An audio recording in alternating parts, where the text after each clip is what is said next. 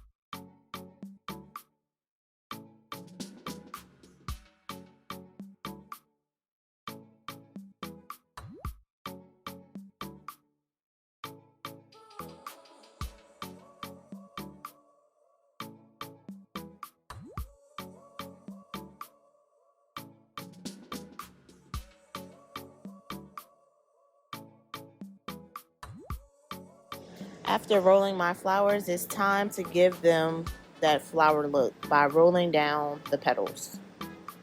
And after I roll down the petals, I also add like some pearls in the middle, just because y'all know I'm extra.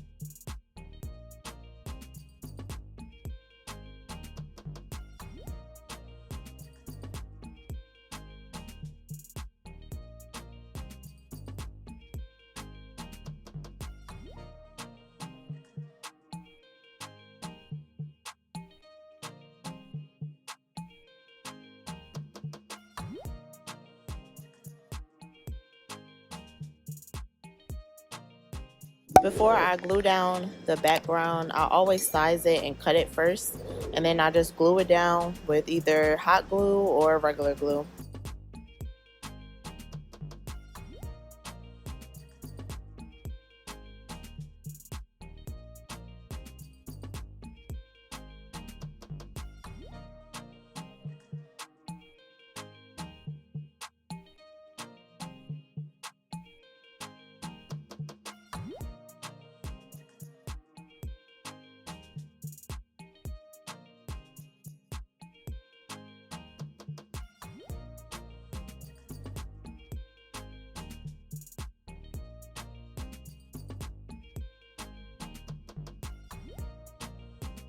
Once that's done, I flip it over and I start to place my flowers in whatever design that I want it to. I do that before gluing, well, of course, for obvious reasons.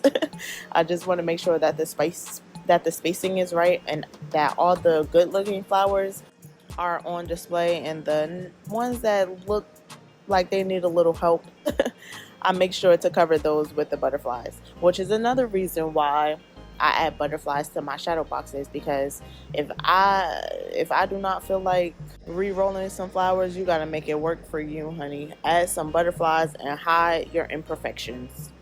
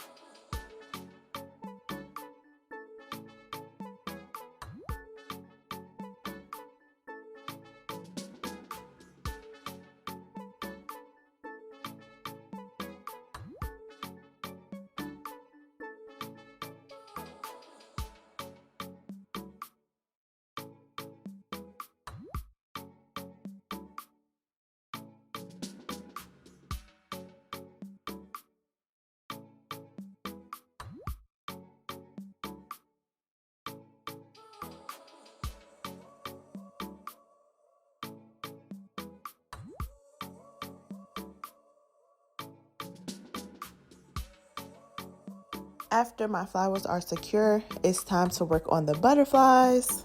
If you are loyal, then you have already seen these butterflies before. I absolutely love this file because these butterflies, they just have so much depth to them. They look 3D. They look like they're flying on or off the flowers, and it just gives what needs to be given.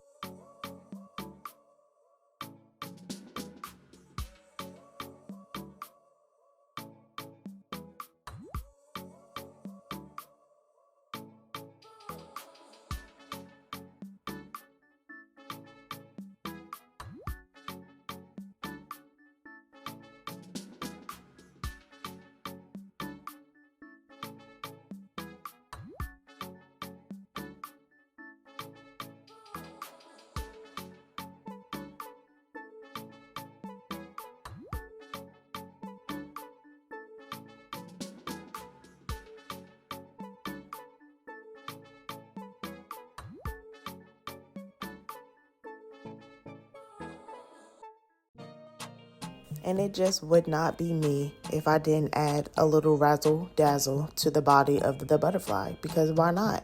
Why not? When in doubt, bling it out.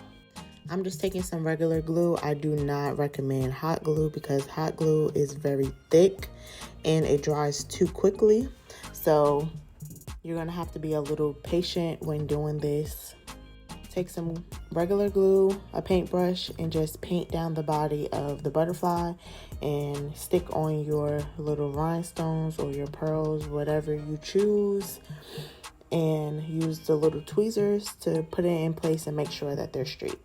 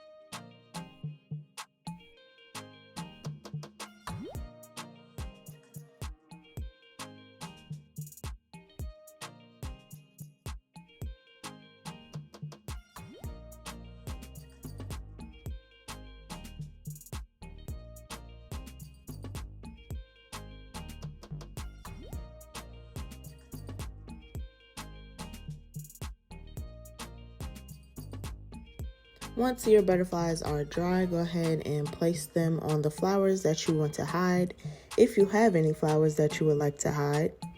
And just glue down the parts of the butterfly that's going to be touching the flowers.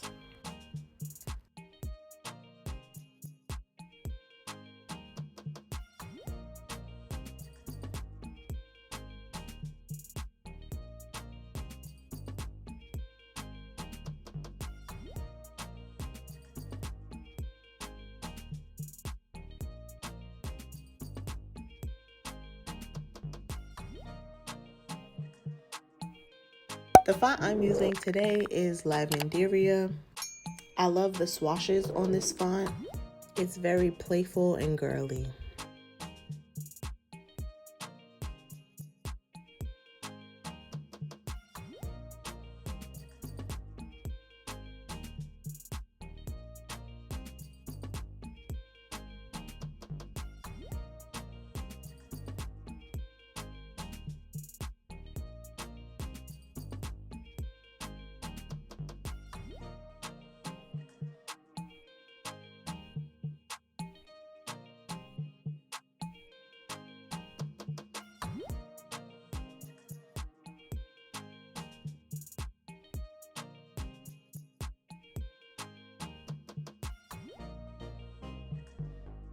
After I finish weeding out the name, now it's time for honestly, this is my favorite part of the whole project.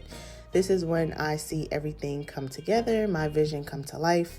So I start off by cleaning the glass inside and out.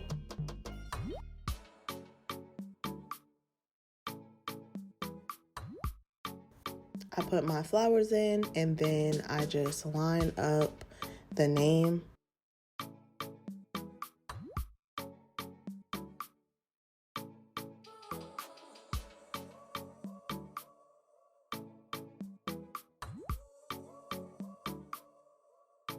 Honestly, I just eyeball this part. I look and see how I would like the name to look. Make sure that it's not covering any details in the background, as well as making sure that everything is centered. Then I just place the name down, and that is the final step. And here's the final product.